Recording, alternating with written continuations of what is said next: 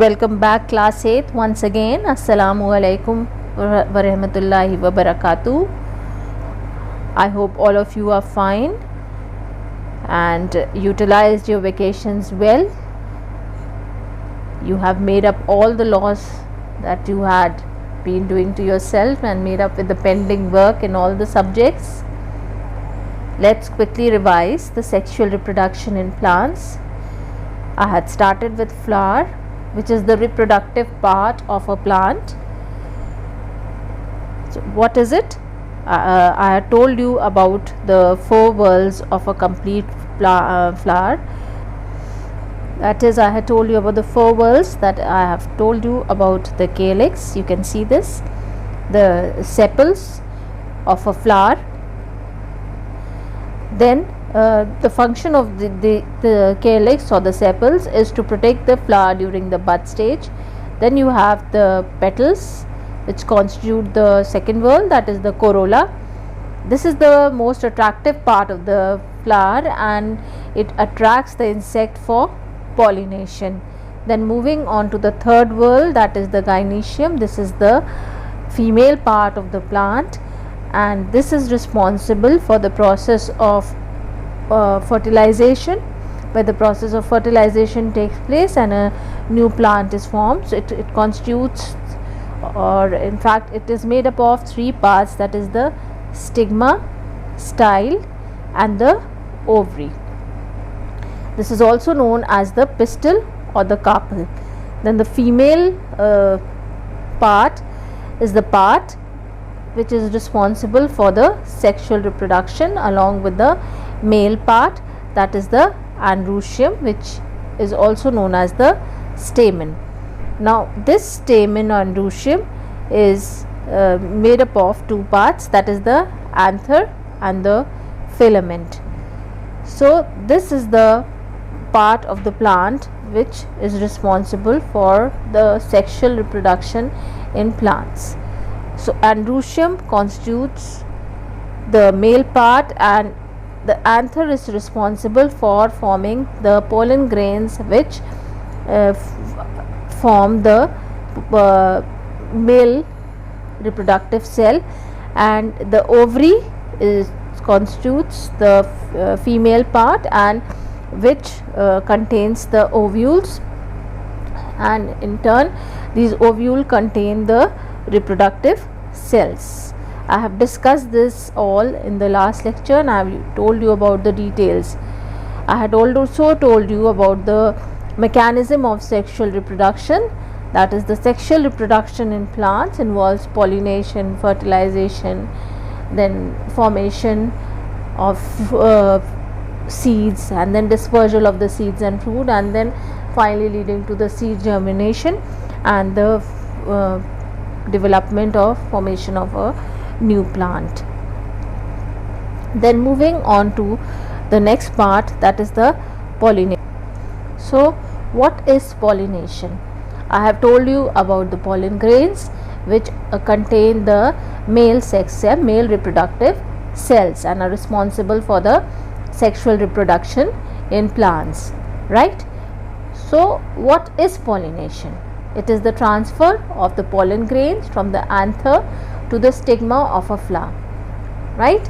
So you can see this diagram in which the pollen grains which are being produced by the anther, or you can see these pollen grains which are being produced by the anther, and these pollen grains, right? Now these pollen grains are carried out or are transferred from the pollinating agent, which in case of this particular flower is an insect. It could be any other pollinating agent. That is, pollinating agent is the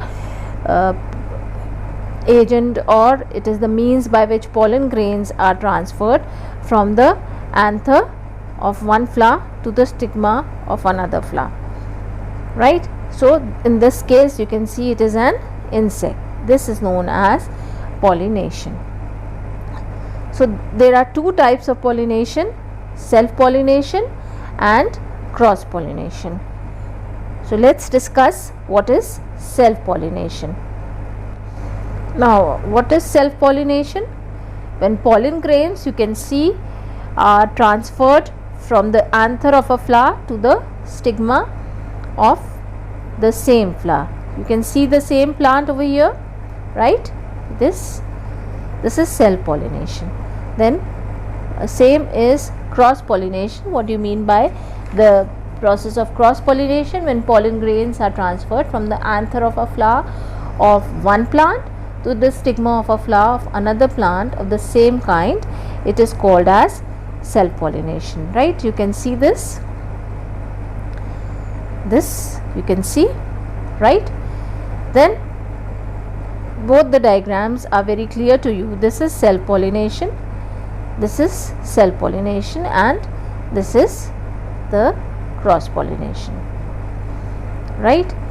So you can the examples of self-pollinated flowers are pea, wheat. The plants in which the flowers are self-pollinated are pea, wheat and rice, and in this the stigma and anther mature at the same time. While for cross-pollinated flowers we have the mango, apple and sugarcane. In cross-pollinated flowers, anthers and stigma mature at different times. Now next is the agents of pollination. I have told you that pollination is possible only through different agents. These agents could be wind, it could be water, it could be bird, insect or even bats. You can see this.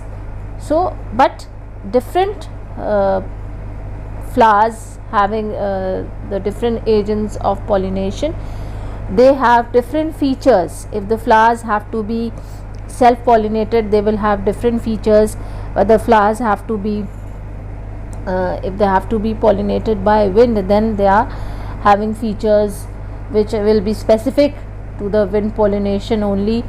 Then there are wind pollinated flowers which will be having features which will be allowing only wind pollination, I beg your pardon, water pollination only. So different agents I have told you are wind, water and wind, water and insects, which are given properly in your book. But you should remember that it is even the pollination is even possible through birds and bats. Is it clear? So we will first discuss about the different features which the insect pollinated flowers have. Now this is the diagram or the picture of a flower which has been pollinated by wind. Is that clear? I'm sorry, pollinated by insects. You can see this insect over here, the honeybee over here, and you can see the first and the most important feature of such flowers is they are very attractive and they are big, large size and brightly colored, and this is a feature which attracts the insect for pollination. You can see the insects which has been attracted for pollination, for sucking the nectar. Now again and again I am saying that insects visit the flowers, or the birds visit the flowers, just because they come there to suck the nectar. Nectar is a juice which is being produced by the flowers, and this is the juice which is sucked by the birds and by the insects which visit them. So when they visit, what happens? The pollen grains get stuck onto their bodies. When these insects, you can see how it is sitting, the pollen grains stick, they reach the inner parts, that is the nectary that is located in the deeper part of the flower, and the insects suck the nectar, and in doing this it is also coming in contact with the different parts of the plant. The pollen grains get stuck to the feet of the insect, and when this insect visits another flower, for example, it will brush off the pollen grains, it might fall over here, and the process of pollination can take place. This is insect pollination. So this is the flower of salvia. The insect pollination is also possible in dahlia, tulip and marigold. Then I have told you the two important features, that these are large sized and brightly colored. They attract insect for pollination, then they produce sweet nectar and have fragrance to attract the insect, and the pollen grains get stuck onto the body of the insect, and just because they are sticky in nature. Is it clear? So these are the features which I have told you about. The next is the next agent of pollination, that is the wind. Now some flowers produce dry pollen grains in a large quantity. So these are the flowers which will be pollinated by wind only. And when these pollen grains mature, the anther breaks and the pollen grains are released. The pollen grains blow away with the wind. In this way, they are transferred from one flower to another. Now this is called wind pollination, and the examples of wind pollinated plants are maize, palm, wheat, grass and rice. I will show you a flower or a plant which has flowers which are pollinated by wind. What are the different features which promote wind pollination? I will show this to you. Now look at this picture. Now you can see they are small size and not clearly visible. You cannot make out, they are not that attractive. You can see these flowers, they are not so attractive. Then apart from this, you can even see, what else can you see, that the stigma that is hanging out is large and feathery. You can see this is large and feathery, and the anthers are long and protrude out of the flower. These all you can see the anthers are large and they are protruding out of the flower. The pollen grains that are produced are small, dry, lightweight and large in number. Of course you cannot make out the size of the pollen grains over here, but definitely you can see the stigma is large and feathery, then the anther protrudes out of the flower. This all you can see. Is it clear? So these are the in fact these flowers are the example of the wind pollinated flowers. Is it clear? Then next is the water pollinating agent, that is Vallisneria is the example. Now this Vallisneria is an aquatic plant and it has male and female flowers on different plants. The female flowers have long stalks. You can see in the diagram that is given in your book, that is, you can see the female flower, right? And then there are male flowers which have short stalks. This also you can see they have short stalk and are submerged. The mature male flowers detach from the parent plant. They move with the water current and come in contact with the female flowers. Then the anthers burst open and the pollen grains fall on the stigma. This is called water pollination. I will repeat it once again. So what is it? That is, you can see the floating male and female flowers. The female flowers have long stalks, you can see, and the male flowers are small, right, and they keep on floating and have short stalks, right? So these male flowers detach from the parent plant and they move along with the water current, and then with the water current or the water flow only they come in contact with the female flowers and the anthers burst open and the pollen grains fall on the stigma and the process of pollination is complete. Another example is Hydrilla. Is that clear? Water pollinated flower. Then we have the features of water pollinated flowers. You can see that the flowers are small size, pollen grains are lightweight, right? You can see they are lightweight and they easily float on water. They are produced in large numbers. Pollen grains are covered with a waxy coating and it protects them from the damaging effect of water. Is it clear? So these are the features of water pollinated flowers, that is they are lightweight so that they can easily float on the surface of water, and they are produced in large numbers, just because many of them get wasted, and it's not possible that all of them will be coming in contact with the pollen grains, with the female part, and get the process of pollination completed.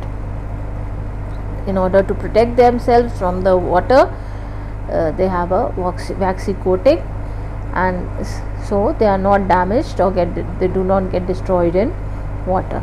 Is it clear? So I have told you about the different agents of pollination. I have told you what is cross pollination, what is self pollination. What is self pollination? That is, pollination takes place. How does it take place? When pollen grains are transferred from the anther of a flower to the stigma of the same flower or another flower which is born on the same plant, it is called self pollination. That the plant does not change, the flower might change on the plant, but in cross pollination the plant changes. The anther is of one plant and the stigma is of another plant. Is it clear? Then let's proceed on to the artificial pollination. That is, the pollination is carried on artificially with human efforts. It is not being done by any pollinating agent but by human hands, and this is generally done to improve the quality and quantity of the crops. Like a particular particular variety of crop might be diseased, it might be carrying a particular disease. So in order to prevent it, the pollination is done with a healthy variety. So another might be that might be having grains which might be of very inferior quality, and the pollination is done with a superior quality, so that the grains which will be produced will be of a better quality. So what are the various steps that are involved? Male and female plants having desired features. I have told you a few desired features: bigger grain size, then disease resistance, or a desired color, size. All these things are desired traits, desired features. Then the anthers are removed in the bud. Anther is a part of the stamen, right? And the flower is covered by a plastic bag. So what will it do? This will not allow natural cross pollination. And when the stigma matures, stigma is a part of the gynecium. What happens? Pollen grains from the anther of another plant, desired plant, are taken and dusted on the stigma. This I will show you. It is done generally through a brush or a small instrument through which the pollen grains are dusted on the stigma. So these cross pollinated flowers are now again covered with plastic bags till fruits and seeds are produced. This completes the artificial pollination. I'll show you the picture how these pollen grains are dusted on the stigma. Now this picture is of artificial pollination. I had told you that you can see how artificial pollination is being done. It is being done through, you can see how it is being done. See this instrument which is being used in order to pick up the pollen grain, right? And they are being dusted through this instrument, or even a brush is used to dust the pollen from the anther into the stigma. The pollen grains are put on the brush or any instrument of this kind, and they are put on the stigma artificially of another flower. So this is what artificial pollination is. This completes pollination also. So try completing this exercise on page 27. I hope you have completed the exercise on page 23 also. Revise the chapter, that is asexual and sexual reproduction, along with pollination. then we'll proceed on to the fertilization. But before that, we will discuss the exercise on page number 23 and 27.